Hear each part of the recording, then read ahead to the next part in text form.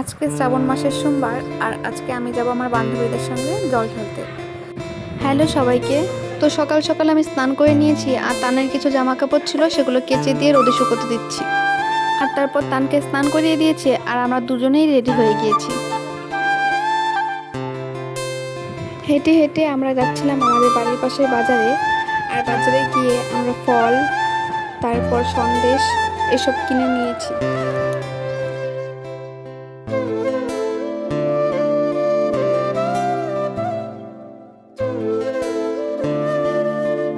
আর সবকিছু কিনে আমরা সবাই মিলে মন্দিরে চলে আসি আর সেখানে এসে আমরা জল ঢালি।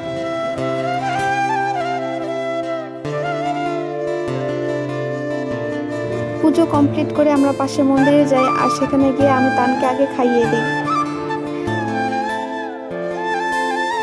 আর তারপর সবাই মিলে আমরা একসঙ্গে বসে গল্প করছিলাম আর অনেকটা সময় কাটিয়েছিলাম।